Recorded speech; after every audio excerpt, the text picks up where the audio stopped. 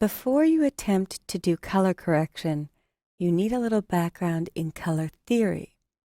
So I'm going to give you the short tour and familiarize you with a bit of the color terminology when it comes to computers and printing. So to start, RGB, which stands for red, green, and blue, is the color space of all monitors. So your television set, your computer screen, your iPad, most smartphones, your digital camera, and scanners. RGB is known as the additive color model. It projects light at your eyes. There is no black component in RGB. Black is the absence of light. And a little way to see what's happening when you mix red, green, and blue together is with a Photoshop blending mode. If I go to my Layers panel, I've got a little folder called Colors, and in Colors is blue, green, and red. I clicked on blue, and I'm going to hold down Shift and click on red. And you'll see the word Normal in Layers. If I choose the blending mode of Difference towards the very bottom, it will show me the opposite of the respective color model. So we can see our cyan, magenta, and yellow. And this may have a slight hue to it and may not look like pure white on your monitor or in this video, but with all colors on, you produce white light. Newton proved that when he took the prism and split it into the visible spectrum. And to start talking nerdy for a moment, the colors of the visible spectrum are Roy G. Biv, red, orange, yellow, green, blue, indigo, and violet. Red, orange, yellow, green, blue, indigo, and violet. So the visible spectrum is part of the electromagnetic spectrum, and it goes from 400 to 700 nanometers. So if you want to impress your friends, you can quote some of those useless facts. Ultimately, we can see colors in the visible spectrum on our monitor, and we can print in the visible spectrum on our output devices. But the colors we see on our monitor are almost never the same as the colors on our output devices, our color inkjets, our color lasers, or printing presses. If I look at the print color space, cyan, magenta, yellow, and black. C, M, Y, and K is black. There's a few acceptable reasons that K is called black. One is B is already taken for blue. The second is, in the print world, the K was the key plate. It had the structure of the job. It had the text. So they might do foreign language versions that had text in Spanish or French and English. So all the CMY, cyan, magenta, and yellow, could often be the same, but the key to the job was the black plate or where the text was. In the print world, white is the absence of ink or the color of your paper, and your paper may not be white. All inks on, all of the cyan, magenta, and yellow, in a perfect world would produce a pure black. However, our ink sets or ink cartridges or inks on our presses are not perfect. They contain contaminants.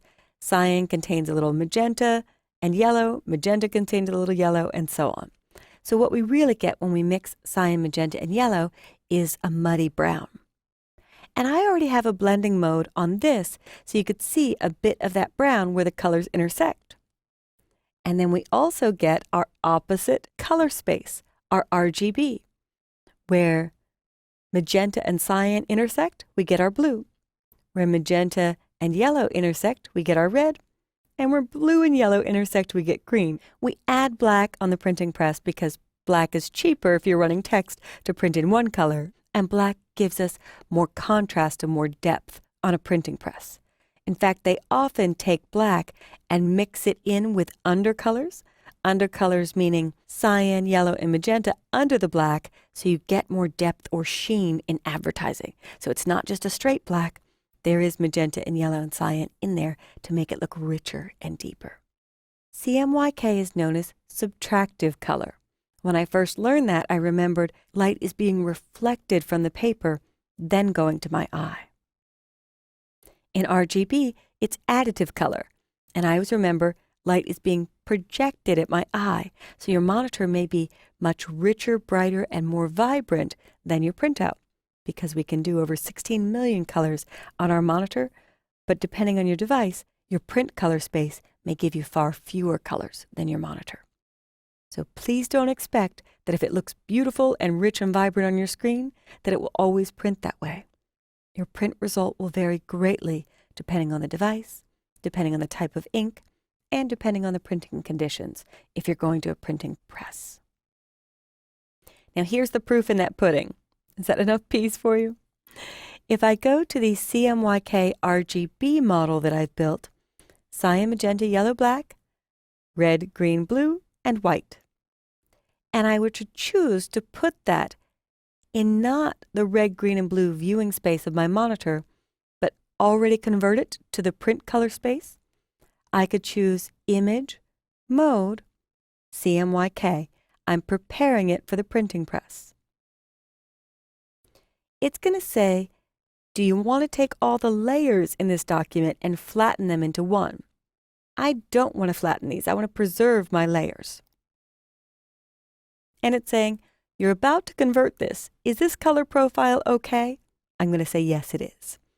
US Web Coded is for a web press as opposed to a sheet-fed press. I'll click OK. Did you notice that shift? CMYK stayed pretty consistent. But if I undo, my red got a little, not as bright. My green got very dull, and my blue may switch towards purple or lean towards the purple color. Edit, redo. There, I'm going to hit the shortcut. Undo, redo. Control-Z, Control-Z, or Command-Z, Command-Z. This is why so many people get sadly disappointed when they expect their gorgeous bright colors on their screen to look as gorgeous and bright when printed. And Photoshop gives you a more real-world expectation of it if you look at it in CMYK. And you don't even need to go straight to CMYK. You can actually view it that way without committing to it.